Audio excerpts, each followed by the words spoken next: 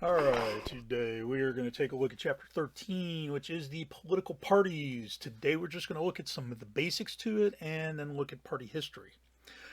Alright, so starting off our party basics, a political party is a group that seeks to elect candidates for office by supplying them with a label or party identification. So again, it's a way of simplifying voting so that the constituents really have a quick means of identifying what their candidate stands for.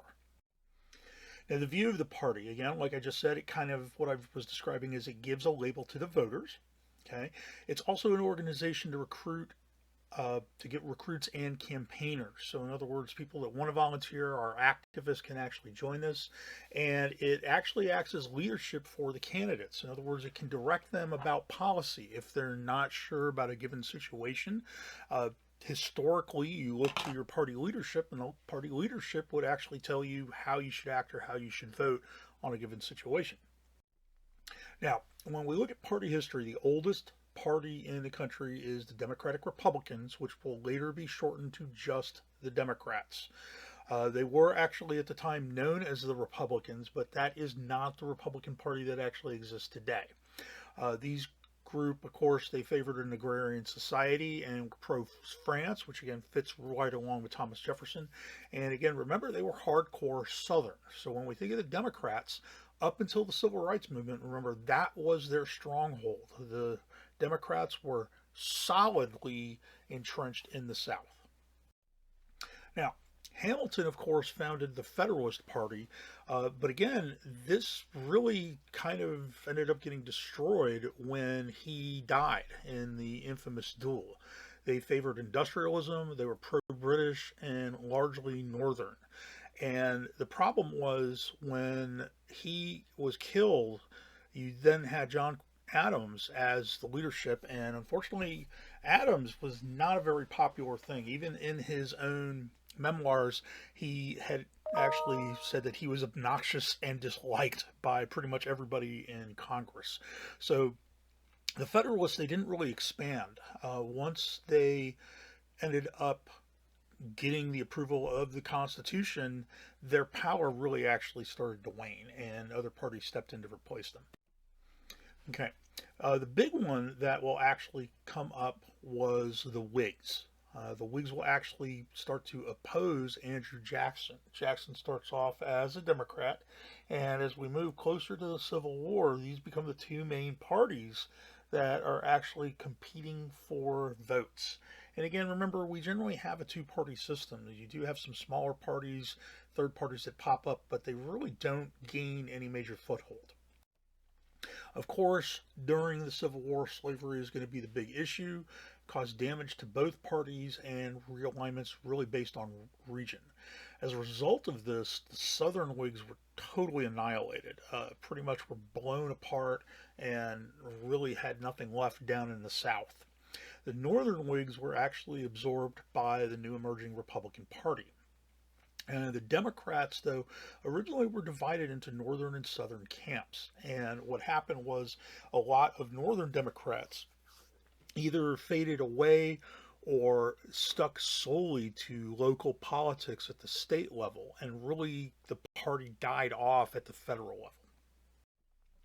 Now, of course, we get the emergence of our other major party today, which is the Republicans. And again, they were formed of multiple factions, and this created a major watershed in the period. Again, a lot of Northern Whigs and Democrats ended up joining the party. Again, the Free Soilers, remember, said that slavery could exist, but they didn't believe it could be constitutionally abolished, but it could be prevented from spreading out into the new territory that was taken over by the U.S. You also had the Know Nothing Party, which was a pretty much racist anti immigrant party, which again makes sense since we'll start to see a lot of the immigrants flocking then to the Democrats. Okay, we also get the Reform era. The Democrats and Republican emerge as the two main parties, except corruption is running rampant at every level of government. And what essentially happens is we have a major attack on the spoils system where the parties are forced to realign themselves because they are no longer allowed to exploit positions and give these positions as a result of winning an election. Okay.